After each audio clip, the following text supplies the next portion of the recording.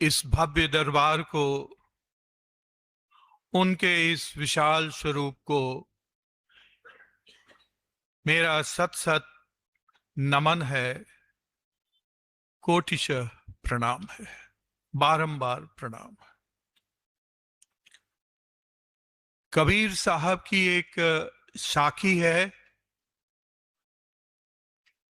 कि हेरत हेरत रे सखी, किस विधि हेरत हेरी जाए, बूंद समानी समुद्र में किस विधि हेरी जाए। उन्होंने आगे फिर कहा कि हेरत हेरत रे सखी, किस विधि हेरी जाए, समुद्र समानी बूंद में किस विधि हेरी जाए।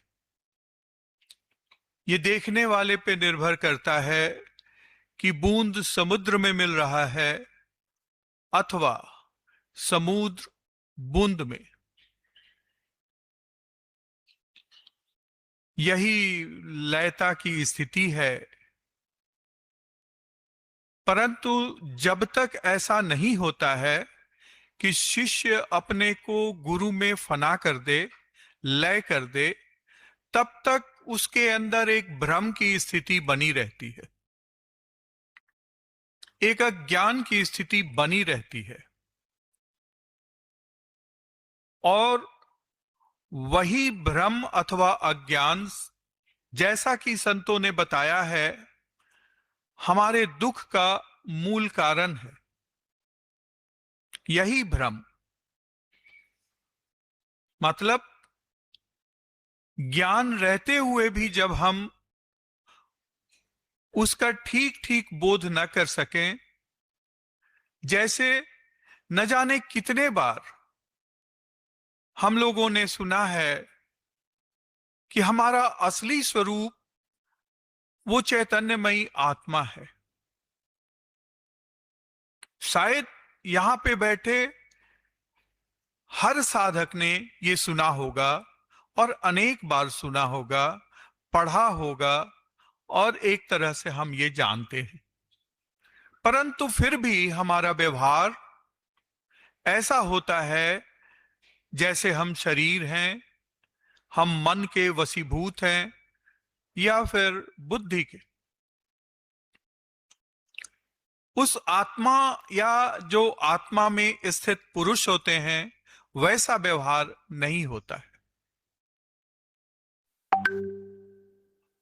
उसी तरह से जैसे हम सब जानते हैं कि यह संसार नश्वर है, यह शरीर भी नश्वर है। हम सब यहां पे एक सीमित अवधि के लिए यहां पर आए हैं, परंतु फिर भी हमारा व्यवहार ऐसे होता है जैसे कि हम यहां हर समय तक रहने के लिए आए हैं। इसी भ्रम के कारण हम में और जो संत जन होते हैं उनमें यही फर्क है कि संत जन हर समय इस सत्य को अपने हथेली पर रखकर, उसे सामने रखकर देखते रहते हैं। इसीलिए उनका व्यवहार भी हमसे अलग होता है। और जो संत जन हैं वो हमें बार बार झकझोरते भी रहते हैं कि तुम्हारा व्यवहार गलत है।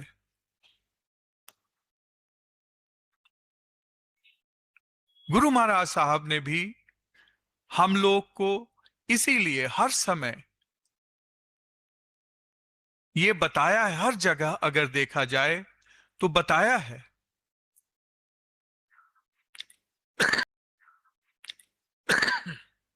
और पहले के तो जो संत लोग होते थे, जैसे संत कबीरदास हैं, खरी खोटी भाषा में कहते थे। जैसे फिर से उनकी ही एक साखी है कि कबीरा खड़ा बाजार में, लिया लकोठी हाथ, मतलब छड़ी हाथ में लिए हुए है, कि जो घर जा रे आपना, चले हमारे साथ। मतलब जिसने अपने घर के तरफ से मुख मोड़ लिया है, जलाने का मतलब उसका शाब्दिक अर्थ नहीं है, परंतु जिसने उधर से मुख को मोड़ लिया है, अपने अंदर वैराग्य को उत्पन्न कर लिया है, वही हमारे साथ चले। कहने का मतलब कि आध्यात्म मार्ग में, जैसा कि गुरु महाराज साहब या हर संतों ने बार बार कहा है कि मुख्य चीज है वैराग्य। बिना वैराग्य के हम आध्यात्म मार्ग पर चल तो सकते हैं, परंतु अपनी मंजिल भी प्राप्त कर लें, ऐसा नहीं हो सकता। सभी संतों ने बार बार कहा है। और इसका कारण यह है कि जैसे गुरु महाराज साहब एक जगह बताते हैं कि परस्पर विपरीत विचार हमारे मन में नहीं रह सकते। एक साथ हम दो उद्देश्य, और वो भी जो विपरीत हैं, हम नहीं रखकर चल सकते। जैसे हम संसार में लिप्त रहें, संसार के ही सारी चीजों को प्रमुख समझें,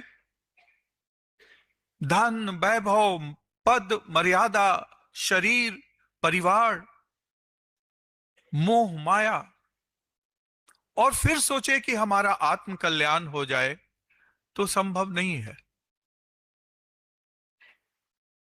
जैसे हम नफरत करें तो हमारे अंदर प्रेम कैसे उपजेगा। इसीलिए जो खासकर आत्मदेश के यात्री हैं, आध्यात्म के यात्री हैं मार्ग के, उनको ये चीज जानना पड़ेगा कि वैराग्य के बिना आध्यात्म संभव नहीं है। मतलब वैराग्य को अगर हम थोड़ा और गौर करें तो उसका मतलब यह है कि हम जीवन के निस्सारता को जानते हुए हमने जान लिया कि यह क्षणभंगुर है, अर्थात टेम्पररी है, ये ऊंचा नीचा होता रहेगा, यही इसका स्वभाव है। ये सब जानते हुए भी हम अपना कर्तव्य, व्यवहार और अपनी यात्रा सही सही करते रहें। जो हमारी जिम्मेदारियां हैं वो पूरी तरह से करते रहें। सभी संतों ने तो वैराग्य के बारे में बताया है, परंतु गुरु महाराज साहब का वैराग्य औरों के वैराग्य से थोड़ा भिन्न है। यह स्वामी शंकराचार्य के वैराग्य से भी भिन्न है, संत कबीर के भी वैराग्य से भिन्न है, चाहे वो तुकाराम हो या कोई और संत हो, थोड़ा उनसे भिन्न है। और भिन्न होने का कारण यह है कि गुरु महाराज साहब ने, जो सर्वज्ञ थे, पूर्णतया समर्थ थे, परंतु फिर भी देश काल और परिस्थिति के अनुसार हमारी हालत को जानते हुए उन्होंने ये दर्शन और शैली दिया। उन्होंने बताया कि वैराग्य का मतलब ये नहीं है कि हम संसार छोड़ दें,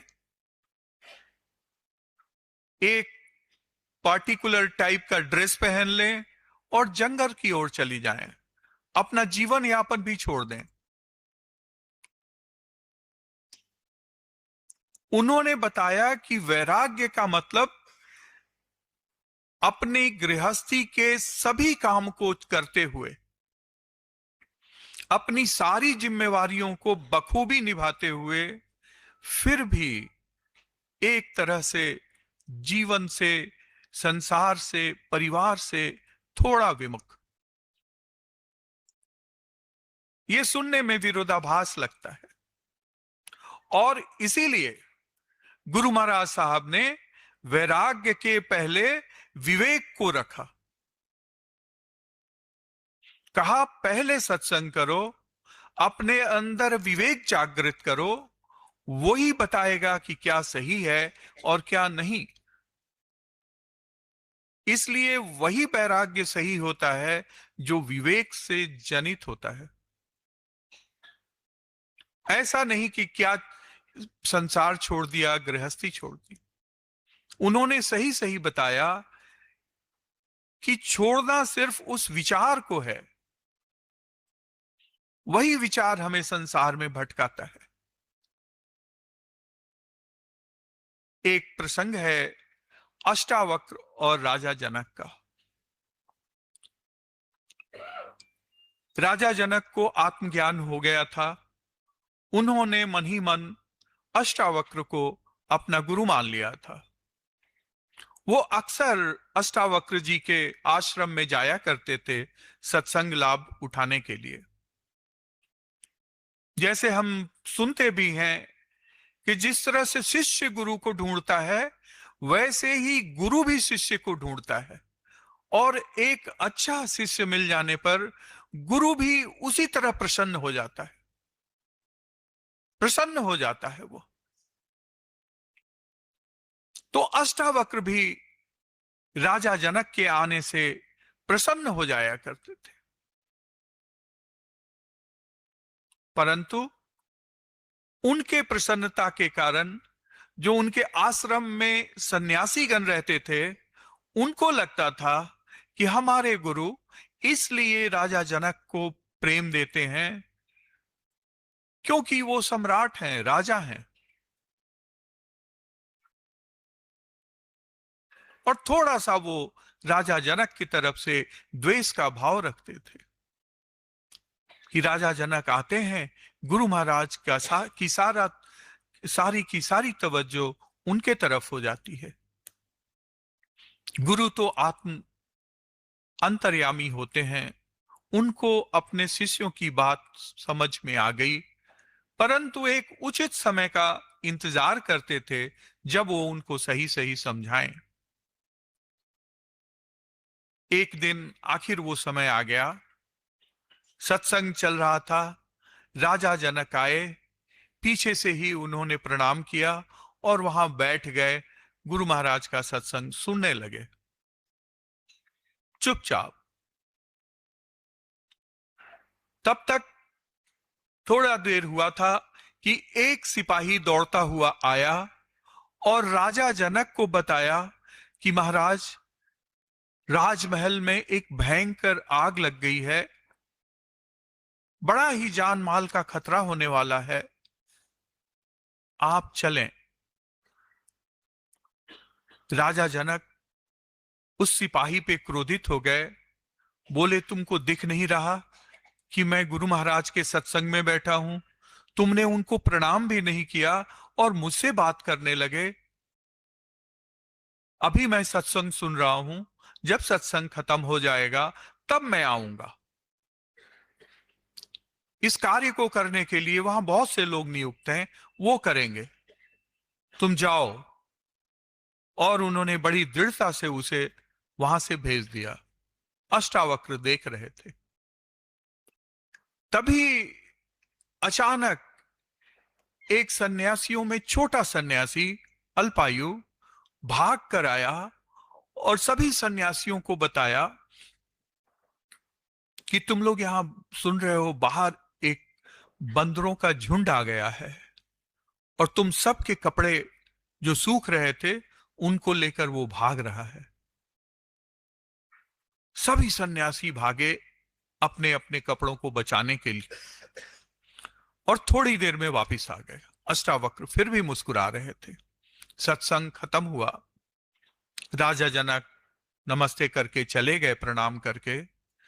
तब अष्टावक्र ने बताया कि ये देखो, ये तुम सन्यासियों का वैराग्य है और ये उस सम्राट का वैराग्य है।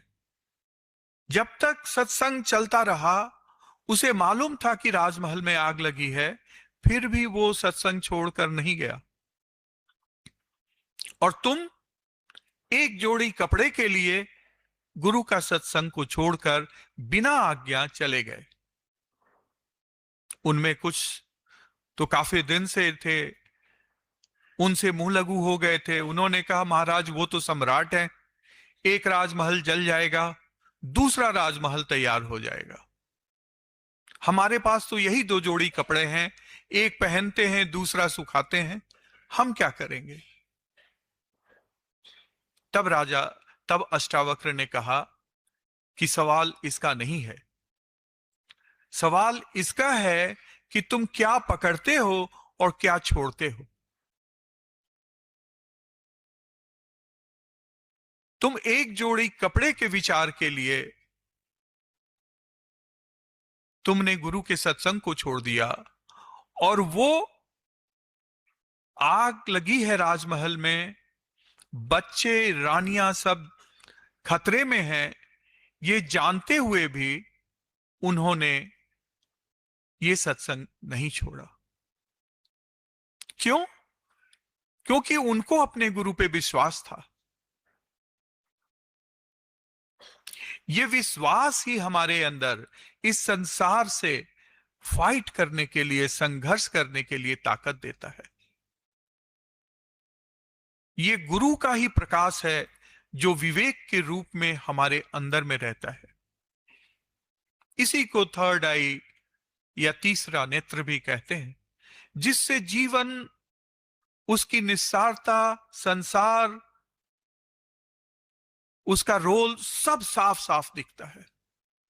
और ये विवेक बिना सत्संग के प्राप्त नहीं हो सकता।